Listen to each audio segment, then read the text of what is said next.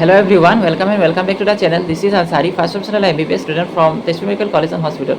So I hope you all are doing good. तो आज के इस वीडियो में डिस्कस करेंगे regarding new reservation of 5% government school quota and upgradation process के बारे में नीट 2024 का. So this is the notice release by DME Assam on 14 August. तो जो गवर्नमेंट 5% का जो रिजर्वेशन था MBBS BDS सीट्स के लिए, उसका जो सिलेक्शन लिस्ट है वो DME ने रिलीज़ किया है.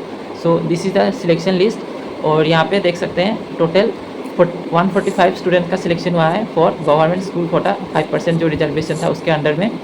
सो इसमें जो सीट डिस्ट्रीब्यूशन है वो देख लेते हैं.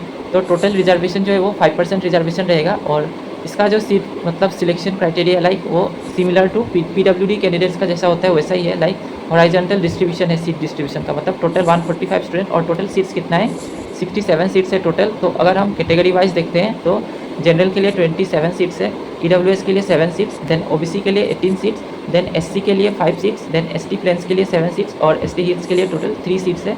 तो ये कैटेगरी वाइज सीट डिस्ट्रीब्यूशन ऐसा रहेगा. देन अगर कट ऑफ का देखें तो लाइक जो सीट डिस्ट्रीब्यूशन है वो बताया मैंने हॉराइजॉन्टल सीट डिस्ट्रीब्यूशन रहेगा. मतलब हर कैटेगरी को मतलब अपॉर्चुनिटी मिलेगा ये जो 5% का रिजर्वेशन है उसका. लाइक जनरल का जो टोटल सीट्स है उसमें 5% रिजर्वेशन मिलेगा. Then similarly EWS, OBC, ST और ST सबको मतलब टोटल सीट्स का 5% रिजर्वेशन रहेगा. सो OBC के लिए देख लेते हैं. तो अगर टोटल 18 सीट्स है और लाइक हमें हॉराइजॉन्टल जो सीट डिस्ट्रीब्यूशन है उसको कंसिडर करके अगर देखें तो गवर्नमेंट स्कूल कॉलेज के 5% रिजर्वेशन के अंडर जो कैंडिडेट सिलेक्ट हुए हैं उसमें से तो these are the list of candidates total.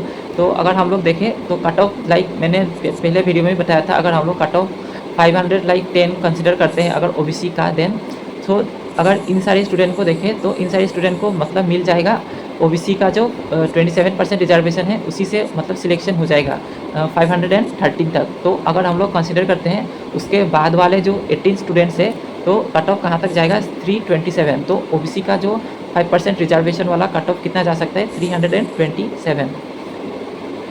So similarly देख लेते हैं SC के लिए टोटल कितना सीट्स है 5 है और गवर्नमेंट स्कूल कॉलेज के अंडर कितना जो स्टूडेंट्स है. So these are the students. तो अगर कंसिडर कर लेते हैं कट ऑफ लाइक जो पहले वीडियो में मैंने बताया था 515 के अराउंड, तो उसमें कितना होगा ये जो स्टूडेंट्स हैं इनको SC का जो रिजर्वेशन है उसी से मिल जाएगा सीट्स. और उसके बाद के अगर स्टूडेंट को हम लोग देखते हैं तो कट ऑफ कितना जाएगा 244 के अराउंड जाएगा. मतलब इसमें अगर टोटल 5 सीट्स है बट स्टूडेंट्स इतना ही है जो 5% रिजर्वेशन के अंडर सिलेक्ट हुए हैं. तो टोटल जो कट ऑफ बन जाएगा फाइनल SC के लिए वो 244 जाएगा.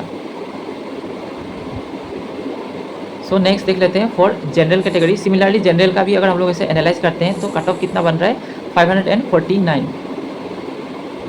सो नेक्स्ट बात कर लेते हैं फॉर अपग्रेडेशन प्रोसेस. तो लाइक जब काउंसलिंग स्टार्ट होगा तो आप राउंड 1, राउंड 2 और राउंड 3 में मतलब पार्टिसिपेट कर सकते हैं कि नहीं. तो अगर आपने राउंड 1 में पार्टिसिपेट करना चाहा तो आप पार्टिसिपेट कर सकते हैं और अगर आप राउंड 1 में पार्टिसिपेट नहीं करना चाहते तो ये आपका चॉइस रहेगा, आप राउंड 2 में भी डायरेक्टली पार्टिसिपेट कर सकते हैं. सो नेक्स्ट देख लेते हैं अगर if not join then cancel automatically. मतलब अगर आपने राउंड 1 में सिलेक्शन हुआ और लाइक कोई भी कॉलेज में आपको सीट मिला है और अगर आप वो सीट टाइम से ज्वाइन नहीं करते हैं तो आपका जो सीट है वो ऑटोमेटिकली कैंसिल हो जाएगा और आप राउंड 2 में फिर से पार्टिसिपेट कर सकते हैं. मतलब न्यू से पार्टिसिपेट और रजिस्ट्रेशन कर सकते हैं.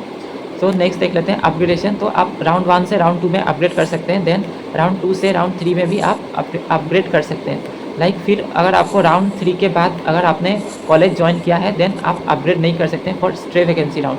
लाइक अगर राउंड 3 में आपको कोई कॉलेज अलॉट हुआ था और आपने अगर वो कॉलेज ज्वाइन कर लिया है तो राउंड मतलब जो स्ट्रे राउंड बचेगा उसमें आप पार्टिसिपेट नहीं कर सकते हैं. तो अगर आप स्ट्रे राउंड में पार्टिसिपेट करना चाहते हैं तो जो राउंड 3 में आपको कॉलेज अलॉट हुआ था वो कॉलेज को आपको ज्वाइन नहीं करना है, देन आप स्ट्रे राउंड में पार्टिसिपेट कर सकते हैं. सो आई होप जो अपग्रेडेशन का प्रोसेस है आपको समझ में आ गया होगा. So that's all for today. So thank you everyone. Thank you so much for watching this video. And if you have any doubt left, you can ask me in the comment. Thank you.